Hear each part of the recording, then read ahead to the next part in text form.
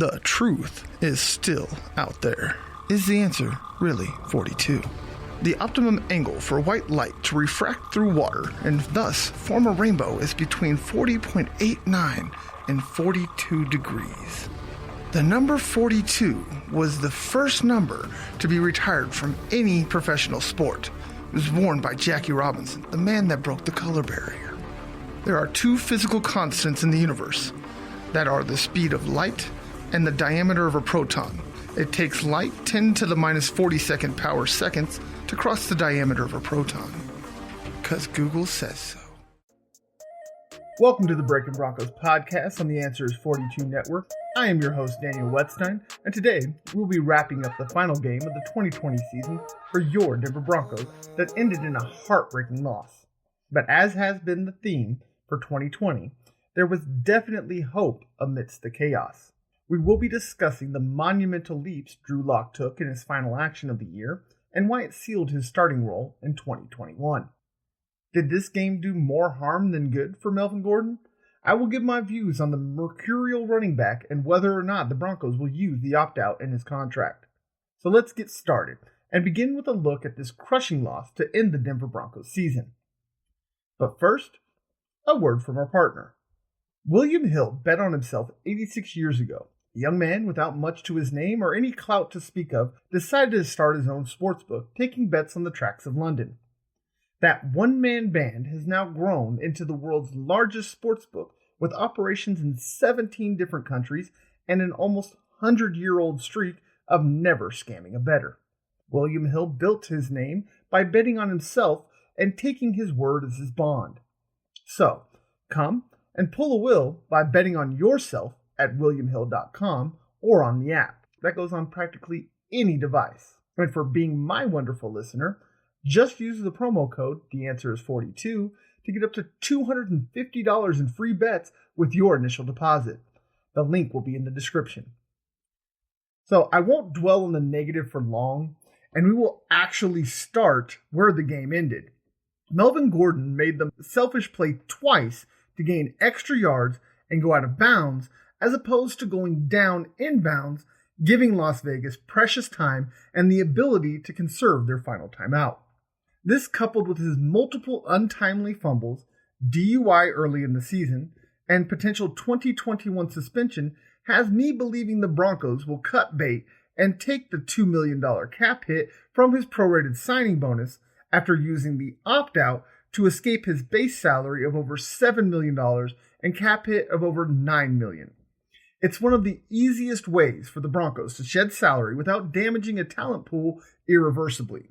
I will go much more in-depth on who I believe will go or stay in next week's installment of the Breakin Broncos, where I will start to break down the full 2020 roster by position.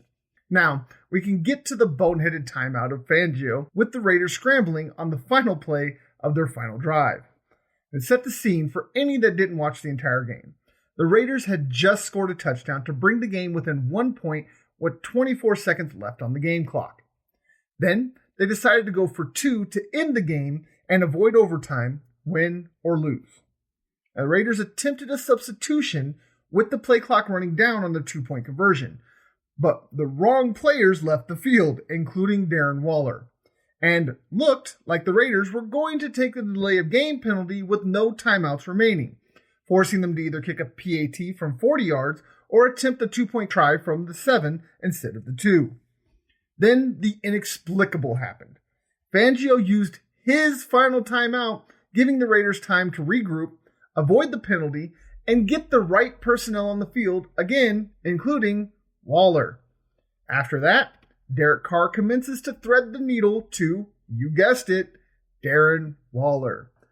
This then left the Broncos with 24 seconds and no timeouts, taking away the middle of the field after they got a 25-yard reception to Jerry Jeudy on the first play of the drive. And that ended up taking away the biggest threats in the Denver offensive arsenal, which are the seam post and in cut, forcing Drew to try and thread the needle to the sidelines with defenders waiting for it. Now, it also forced the Broncos to attempt a 62-yard McManus field goal to win the game instead of getting a few extra yards to make it a much more palpable attempt with 9 seconds remaining and it's still only being second down because they had no timeout. Now, there are more moments in this game you can point to, but these, in my eyes, are the most egregious. If Gordon stays in bounds on his 2 runs during the Broncos' second-to-last drive, worrying more about the win than padding stats, the Raiders would have had no timeouts and no more than 45 to 50 seconds of game clock to drive and try and score a touchdown. Instead, the Broncos barely ran 50 seconds off the clock, and the Raiders had 1 minute and 54 and a timeout to make that drive, which obviously they did. I know that John Elway has already stated that Vic Fangio is safe for another year, but with that type of mistake that can be directly tied to losing a football game, lesser things have made people make more questionable decisions than Elway has before him. Now, I absolutely love Fangio and his defense, but the trend of bad clock management and timeout usage, together with the insane number of late losses, could have his seat a lot warmer than it was just 24 hours prior. And even despite the news breaking Monday that John Elway will be stepping down as GM, staying as VP of football operations, and hiring his own successor, it seems by all accounts Fangio is safe for at least 1 more year. But crazier things have happened, as I will discuss here in just a bit.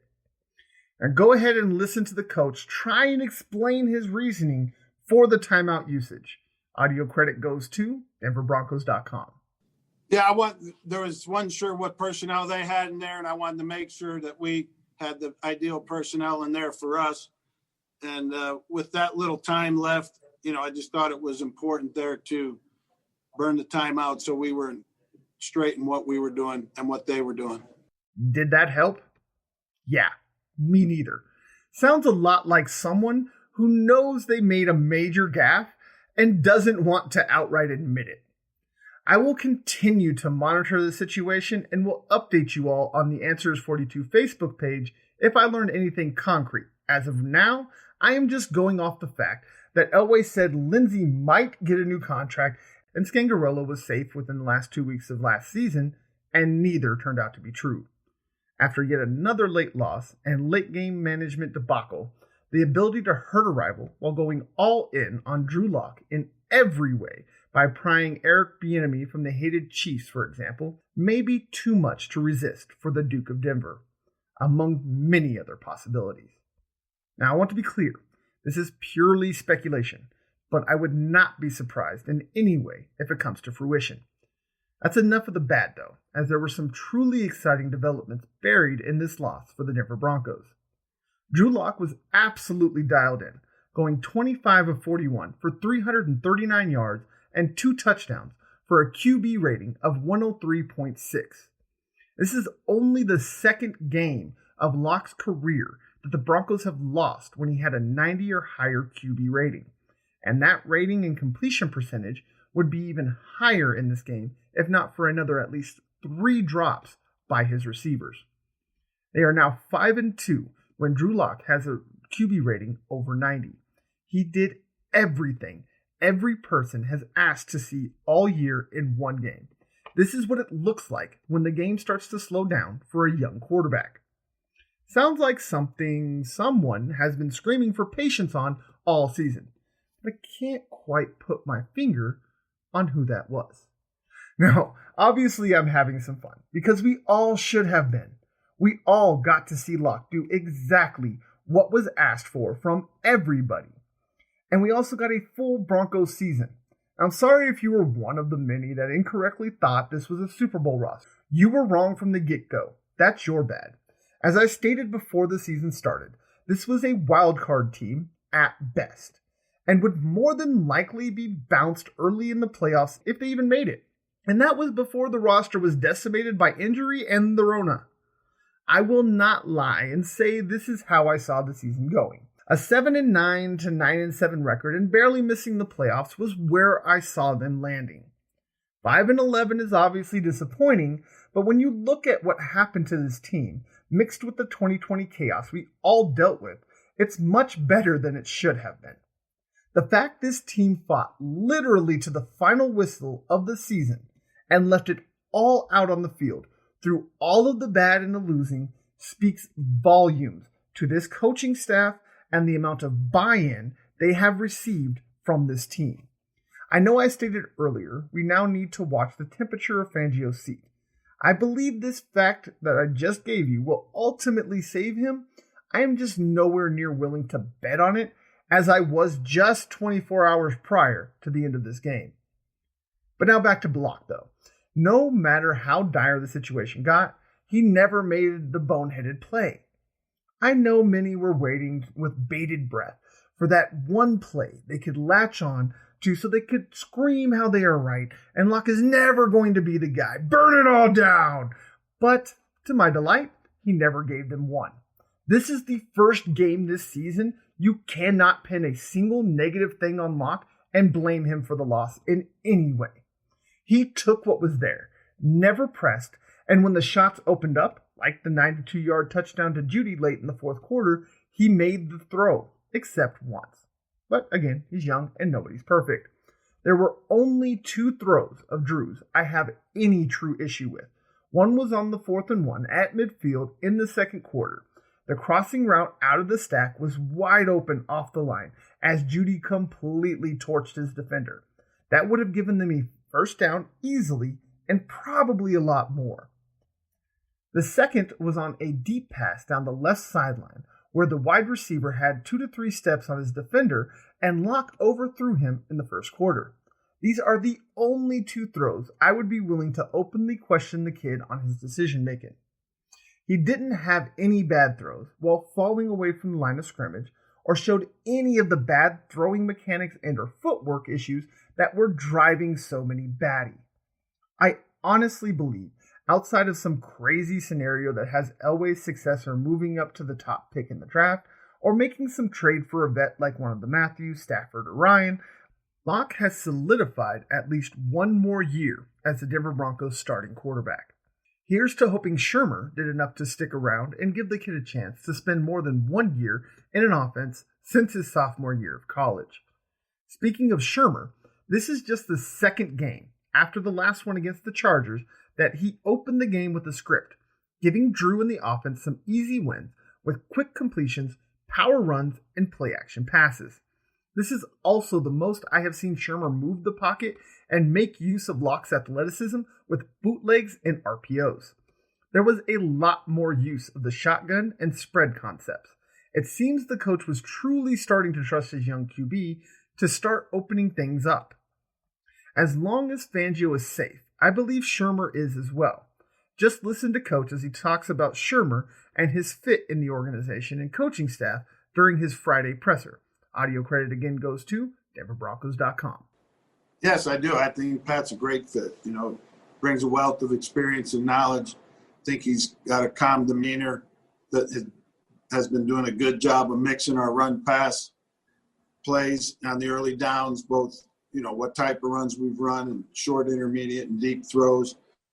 And I think it's been a learning process for all guys, the players learning the system and Pat learning our players and what's the best formula and what's the best approach with the guys we have. And I'm excited about what Pat can bring to us moving forward. So it seems as long as the gas to end the season didn't doom the dawn, Pat is safe. The one major change I believe all of Broncos country would like to see is the replacement of Tom McMahon as the special teams coordinator. It was another, we'll say, inconsistent outing by the least special teams unit in the NFL since McMahon was hired along with Fangio 2 off-seasons ago. McManus had his chances to set the NFL record for 50-plus yard field goals. He was even allowed a shot at a 70-yarder before the half, but ultimately fell short with 2 blocks on his 60-plus yard attempts at the end of each half. So we will never know if McMoney had enough in the right leg today at Miles High Stadium, as Tiki put it. His first miss was the one that loomed largest, as the 56-yard attempt with 13:58 to go in the second quarter was the most likely of them to be a legit attempt. This kick ended wide left by the smallest of margins, leading to the Broncos losing by the smallest possible margin, 1 point.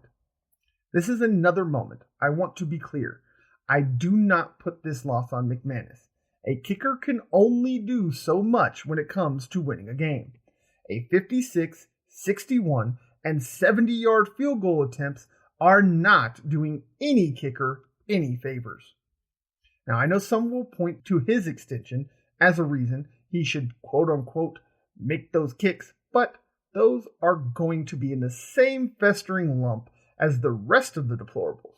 So, we will not entertain them and move on to some more positives. Most notable, of course, is the bounce back of Jerry Jeudy. He ended the day with 5 catches, 140 yards, a touchdown, and a 2-point conversion on 7 targets. Most importantly, no drops. Now, after a 6-drop performance, by my count that is, it was great to see him end the year on a personal high note as he led the team in all the aforementioned categories. Take a listen to Jeudy as he recounts his big night and last week's performance. Audio credit goes to DenverBroncos.com. That's going to be one of the last bad games I have my whole life. I learned a lot from that game. So coming into this game, I was just a lot more focused on the details and just catching the ball. I mean, it would be better to close off with a W, but for my rookie season, I mean, it was a good start, but I feel like there's a lot more I need to work on. It could have been better, but, we're going to see what the future holds. It's good to hear the kid has a strong will and seemingly a duck's back to let something like last week's career worst and possibly defining performance slide off that easily. This is the type of confidence you want in your top wideouts. And yes, I meant the plural. Today's NFL requires multiple viable receiving options. Once Cortland Sutton returns, the Denver Broncos will have 2 number 1 wideouts with complementary skill sets. Then, the ultimate X factor at the 3 spot in KJ Hamler. This Denver offense, with its full arsenal and a few pieces added along the offensive line, could be scary good in 2021. With a full offseason to gel and gain chemistry, granted, they don't have to learn a new offense again. Now, we obviously can't mention Jeudy and not talk about the huge 92-yard touchdown in the 4th quarter to give the Broncos the lead and their final score of the game. Take a listen as Jeudy explains what went through his mind as he caught the pass and turned upfield. Audio credit goes to DenverBroncos.com. Oh, yeah. Once I seen that open space, once I caught the ball, I seen that open space, I just said, hit it and let's go. That's all I was thinking about, score. Gotta love a direct answer. I just thought sco. That's that Bama talk. So to honor the succinctness of Jerry Jeudy, I will keep the analysis short. On a play that saw 9 players drop into coverage for the Raiders, Jeudy got lost between the linebackers and safeties. Drew Lock dropped in an absolute dime with the perfect amount of touch to get it over the backers but in front of those lurking defensive backs. He hit Jeudy in stride, and Jeudy simply headed to the sideline, then followed an escort of Noah Fant and Deontay Spencer untouched to the end zone. According to Locke, there was no doubt in his mind that Jeudy was going to bounce back and make some huge plays as he did in this game. Now, listen to his quarterback talk about how much he believed in his receiver and how excited he is about their future together. Audio credit is again to DenverBroncos.com. Yeah, no, there's without a doubt optimism. Not right now, probably not for the next couple hours, just because, that one definitely slipped away from us. That could have been a great way to end it out and go on a high note, but there's without a doubt optimism. In my eyes, I looked at a team that started off really young and, kept growing as the year goes on. And guys started making vet plays that, were just finishing up their first year of NFL football. I'm excited to, grow with these guys and keep growing and make this offseason the best months of my life to be ready coming into next year. But there is optimism, without a doubt, in my eyes. And I think the optimism is in the growth that can be done in this offseason. It's going to be a legit offseason. Multiple games under my belt to be able to go back and look at and study. And, same thing, hopefully, coming in with the same offensive coordinator for the second time ever in my football playing career. And I'd love that and look forward to that. I'm with Locke on this offense just needing more time together to gel, gaining trust and timing in the process. Shermer's offense is rooted in the West Coast forest and requires the QB and his weapons to work in concert and on time. The one thing this offense has had virtually none of due to no fault of their own. If this offense can just take 1 to 2 steps forward, the defense gets healthy with another year in the Fangio scheme, 2021 could just be the year Denver finally pulls itself out of the mire it's been in since Manning retired after the 2015 season. Now that we have spent the majority of the episode talking offense, time for some positive signs from a defense that, yes, gave up 32 points, but still had plenty to be excited about. Now, we all know how good Justin Simmons and Kareem Jackson are in their respective roles, each ending the day with an interception. But I want to focus on some young guns. First, I will talk about a kid I have been hyping all year, even when everyone discarded him after he was benched for multiple games in the middle of the season. Even when starters A.J. Boye and Bryce Callahan fought various injuries, the likes of Devontae Harris and Devontae Bosby logged snaps over the Rook. That all changed in Week 13 when he led the team in tackles with 7, 6 solo. Since then, he has constantly been challenged and more often than not stepped up. Some may think to point to the fact he gave up a 60% completion rate and 100 QB rating when targeted coming into the game. This will also be the argument used to justify the benching. I will now explain why both those opinions are wrong. I will counter with the most important stats to Big Fangio: TDs given up and missed tackles. As is now infamously known, tackling is non-negotiable when it comes to Coach Fangio and his cornerbacks. He has also stated on multiple occasions he hates nothing more than giving up touchdowns. Well, in the 3 games prior to O.J. Boudia being benched, QBs were averaging over 80% completion rate, 120 QB rating, and he'd given up his 3rd touchdown of the season. And he was also missing almost 40% of his tackles, 6 in total.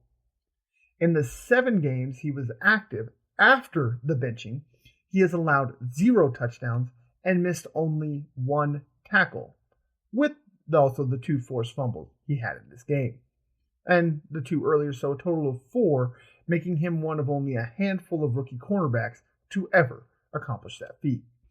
So go ahead and listen to Michael as he talks about his resiliency and fighting his way back to the field.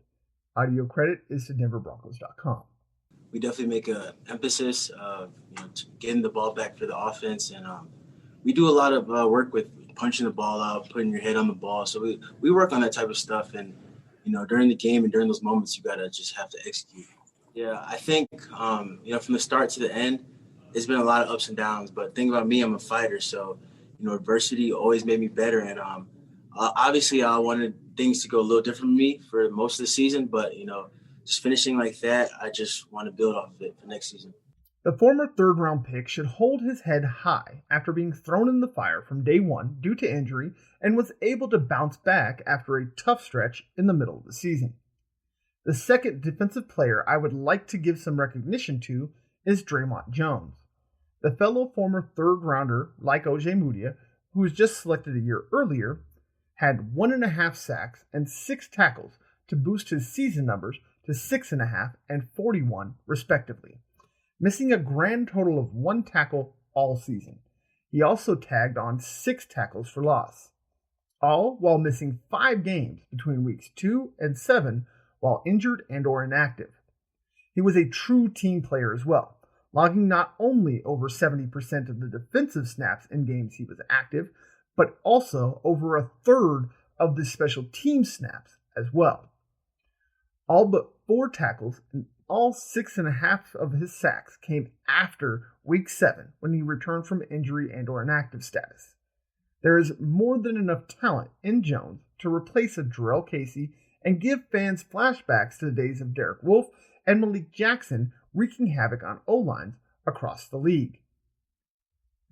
Now, I've been high on this kid since training camp before the 2019 season, his rookie year. I saw in the preseason the type of chaos he can cause on the interior with a mixture of size, speed, and athleticism that belies his 6'3", 281-pound frame.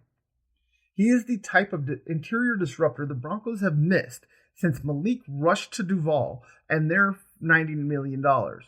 With a healthy Mike Purcell and a hopefully returning Harris, there is no reason Jones can't reach the double-digit sack plateau. Take a listen as he was asked whether or not he believed he could reach this landmark after the game. Sound credit goes to DenverBroncos.com. Personally, I think I did a hell of a job. Second year coming in, I was last year I got a great start to my career, and I think this year I kind of doubled that up and I did a lot better. And next year I want to continue to grow and show growth as a player. I definitely believe I can. I think I'm a young, raw player. I'm 23, about to be 24 in a couple of days, and I think I have a lot of potential just to enhance and grow and get more stats and provide a lot of help for the defense. These two, with Asang Basie and Simmons, bode well for the future of the Denver defense, the defensive backs and D-line especially. With the expected departures of veterans A.J. Boye, Bryce Callahan, Kareem Jackson, and Jarrell Casey from those two meeting rooms, it will bear watching how quickly these young bucks can mature, as a likely shakeup on that side of the ball is coming, with so many aging veterans with no guaranteed money left on their contracts or no contract at all. And this is where I will leave you all this week.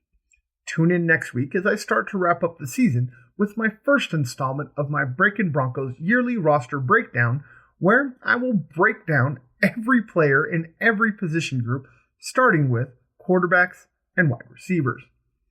Since there are no more Broncos games, no more Broncos picks. Sad, I know. But if you want my picks for the wildcard weekend, go and check out the new video podcast with my co-host, Michael Harris, called The Gridiron Geeks. That is debuting Wednesday, January 6th, as we will give our best straights and parlays for the upcoming playoff opening weekend.